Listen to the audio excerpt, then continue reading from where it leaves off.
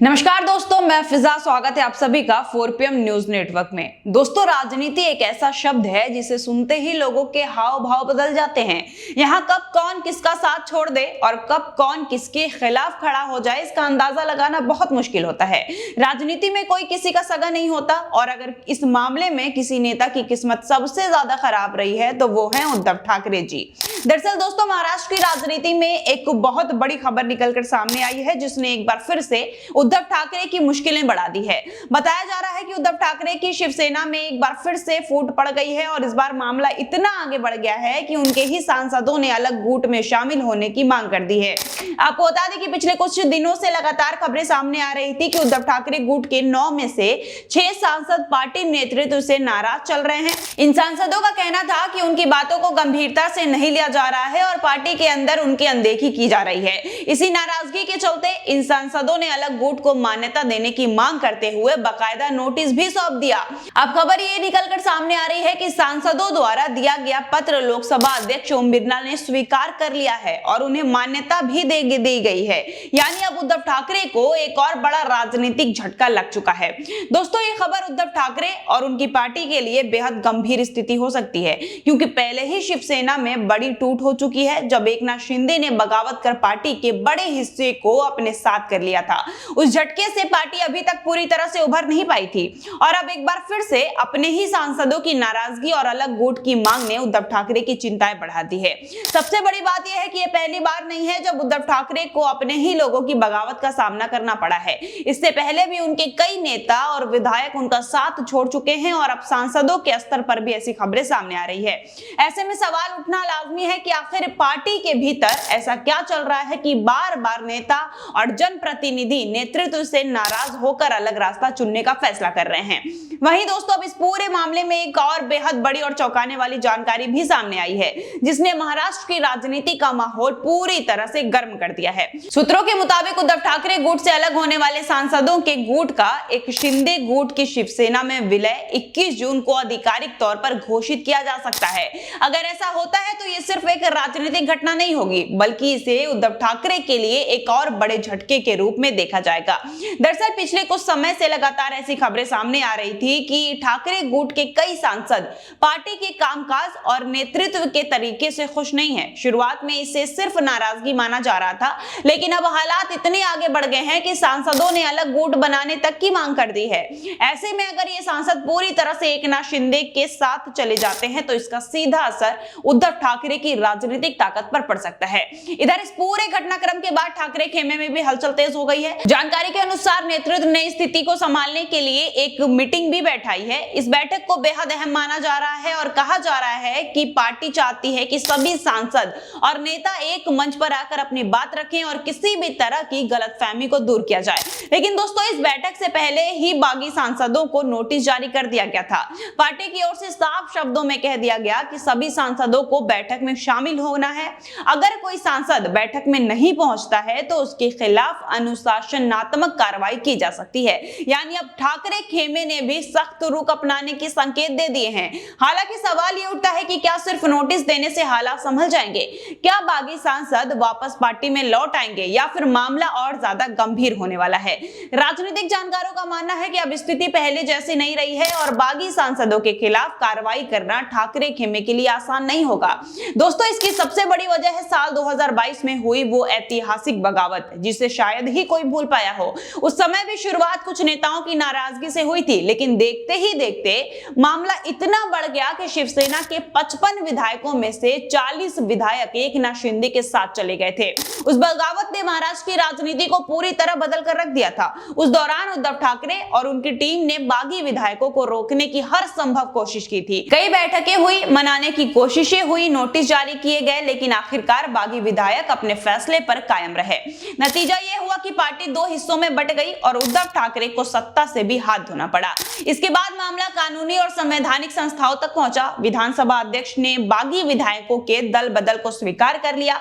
वहीं चुनाव आयोग ने भी लंबे विचार विमर्श के बाद अपना फैसला सुनाते हुए एकनाथ शिंदे गुट को ही असली शिवसेना के रूप में मान्यता दे दी। इतना ही नहीं, पार्टी का नाम शिवसेना और उसका प्रतिष्ठित चुनाव चिन्ह धनुष बाण भी शिंदे गुट को सौंप दिया गया। उसके फैसले के बाद उद्धव ठाकरे के राजनीतिक जीवन के सबसे बड़े झटकों में से एक मानने का एक संदेह लगाया गया, क्योंकि जिस पार्टी को उनके पिता बाला साहब ठाकरे ने खड़ा किया था, उसी पार्टी का नाम और चुनाव चिन्ह उसके हाथ से निकल गया था।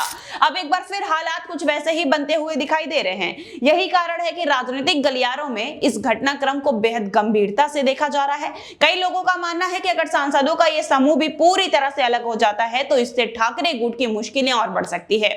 फिलहाल सभी की नजरें 21 जून पर टिकी हुई है।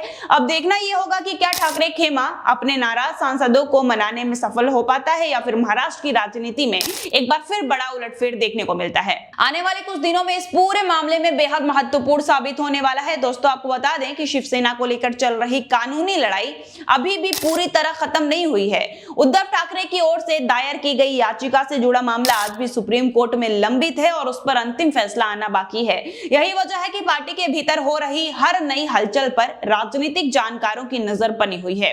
वहीं इस बार जो घटनाक्रम सामने आया है उसे देखकर कई लोग मान रहे हैं कि पूरी तैयारी पहले से ही कर ली गई थी। दरअसल दल बदल विरोधी कानून से बचने के लिए लोकसभा में पार्टी के कुल सांसदों की संख्या का ठीक 2/3 हिस्सा इस नए गुट के साथ दिखाई दे रहा है।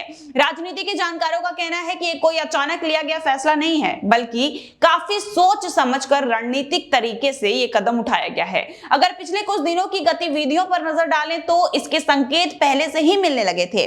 14 जून को बुलाई गई पार्टी की अहम बैठक में भी ये सांसद शामिल नहीं हुए थे। इतना ही नहीं, उससे पहले आदित्य ठाकरे के जन्मदिन के मौके पर आयोजित कार्यक्रम में भी इन सांसदों की गैर मौजूदगी ने कई सवाल खड़े कर दिए थे। उस समय तो इसे सामान्य बात मान लिया गया था, लेकिन अब सामने आ रहे घटनाक्रम के बाद लोग उन घटनाओं को भी इस राजनीतिक संकेत से जोड़कर देख रहे हैं। बताया जा रहा है कि जिन सांसदों के नाम इस पूरे घटनाक्रम में सामने आ रहे हैं उनमें संजय जाधव, संजय देशमुख, ओम राजे निलबालकर, भाऊ साहब वाकचौरे, नागेश पाटिल, अस्थिरकर और संजय दीना पाटिल शामिल हैं। इन नेताओं के रुख ने ठाकरे खेमे की चिंता और बढ़ा दी है। सारा मामला सामने आने के बाद हाल ही में पार्टी के वरिष्ठ नेता संजय राउत और अरविंद सावंत ने लोकसभा अध्यक्ष ओम बिरला से मुलाकात की। इस मुलाकात के दौरान उन्होंने स्पीकर ने अनुरोध किया कि अगर बागी सांसदों की ओर से कोई ज्ञापक या फिर मांग पत्र उनके पास आता है तो उस पर फैसला लेते समय सभी तय नियमों और प्रक्रियाओं का पूरी तरह पालन किया जाए। दोस्तों, इस पूरे संकट के बीच ठाकरे के सबसे करीबी नेताओं में गिने जाने वाले संजय राउत, अरविंद सावंत और अनिल देसाई दिल्ली में डेरा डाले हुए हैं और लगातार राजनीतिक गतिविधियों पर नजर बनाए हुए हैं। पार्टी की ओर से हर संभव कोशिश की जा रही है और नुकसान को कम किया जा सके और स्थिति को संभाला जा सके, इसकी भी कोशिश लगातार जारी है।